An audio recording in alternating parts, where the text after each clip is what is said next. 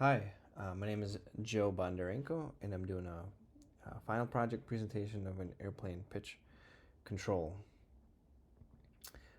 So just to start off, the modern airspace vehicles are pretty unstable, so they heavily rely on automated flight control systems. And these flight controllers allow um, these aircrafts to overcome instabilities and allow a smaller workload for the pilot. And here we'll focus on the flight controller, how it works, and focus especially on the aircraft pitch control and how it can be adjusted and manipulated. We'll explore basic transfer functions and how to use the PID system.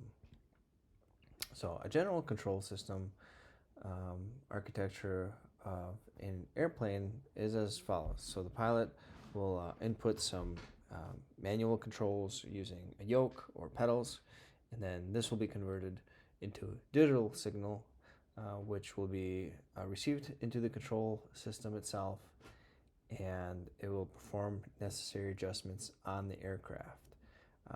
Then there will be sensors on the aircraft which will monitor the feedback and send that feedback to the flight controller, or the pilot can visually see, or they'll be able to see on the sensors. So this is just how it works. Yeah, so the pilot puts it in, and there's a feedback loop. So as we kind of dive into the pitch control system, some of the angles that we can look at is the angle of attack right here, which is the angle between the aircraft and the ground, and then also the elevator angle, which is between the aircraft and the elevators themselves. So the pitch control transfer function provided in the class was as follows, and if we do the calculations, we get the following transfer function that's below, which is Ka divided by S times S plus 10 times S plus 1 plus Kr plus Ka. If we kind of focus in on the pitch system itself, these are the pitch system equations utilized, where we have the angle of attack, the pitch rate, and the pitch angle. So if we take an example of a Boeing aircraft, here are the following parameters for it, and if we input it into the equations in the previous slides, we get the transfer function below, which is 1.151 s plus 0.1774 over s cubed plus 0.739 s squared plus 0.0921 s. If we take these equations and just put them into an open loop system, the response is what we get, and we can see that it's not approaching any steady state, is just kind of increasing, and there's no control on it.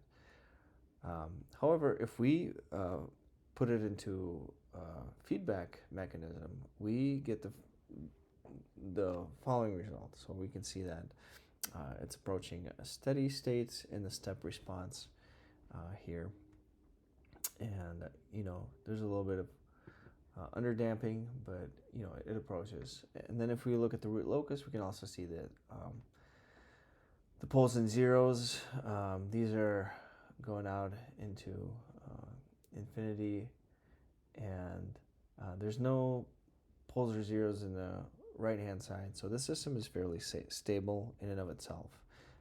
Here's the Bode plot, and we can see that the phase margin is positive, also telling us that the system is fairly stable.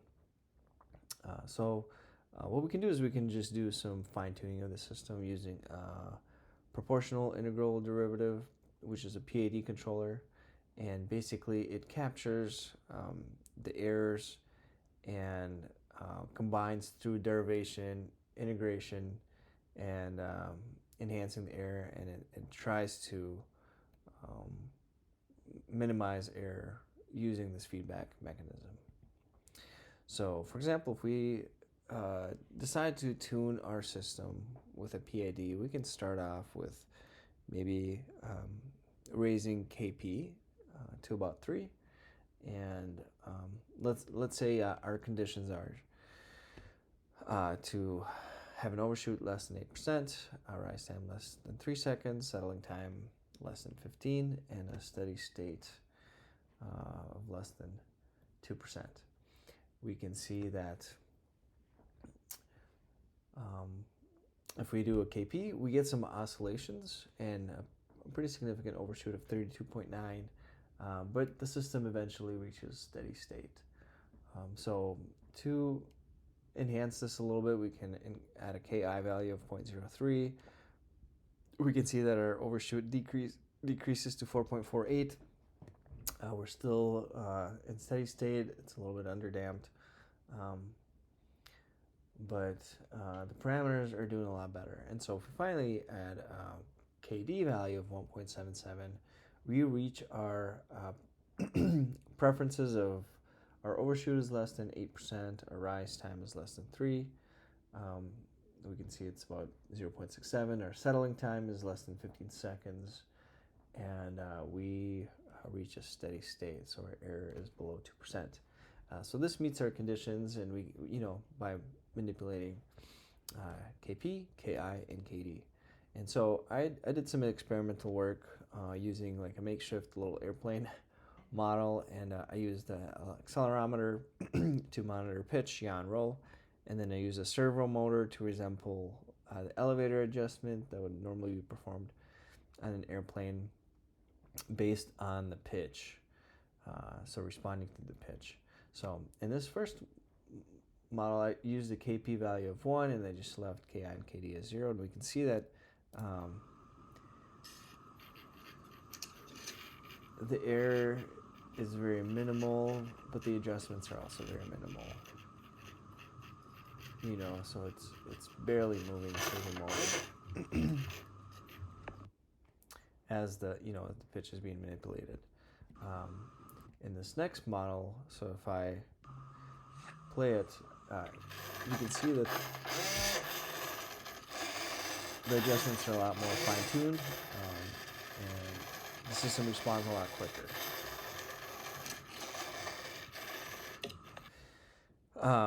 That's because we've increased our KP value of 5, KD of about 10, KI at 1.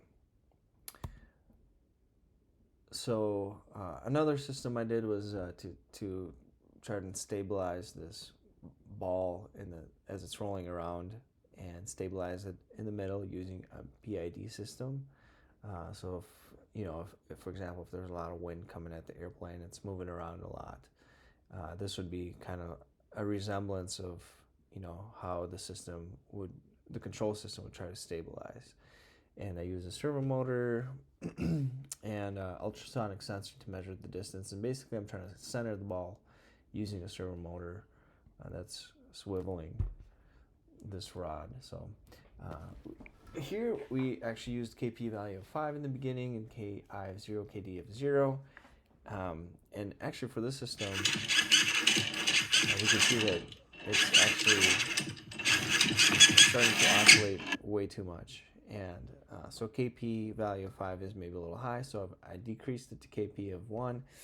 And then I raised KD to 100 and KI to 1, and we can see that the system stabilized a little bit better, and it's able to try to keep that ball more centered.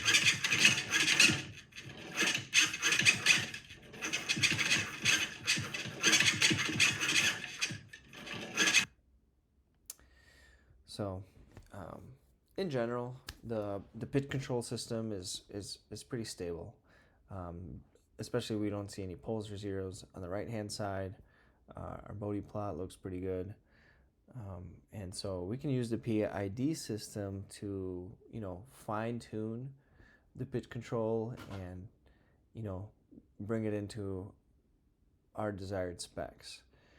And so for example, the PID control system that we saw, the effects of KP, KD, and KI, for example, raising KP increases the error, but it also increases oscillations and overshoots.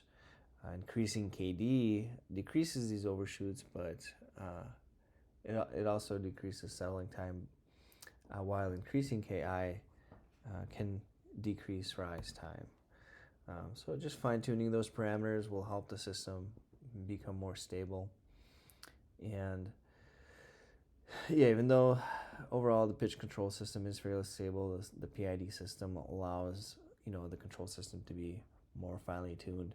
And in this project, we really focused more on the pitch control system itself, but these concepts can also be applied to the roll and yaw of the airplane. So as it's flying, we can use the control system to adjust to the external forces, like the wind and some drafts that are coming, or maybe flying objects. So these systems can be adjusted using the PID. And so here are my citations, and thank you for listening to this presentation.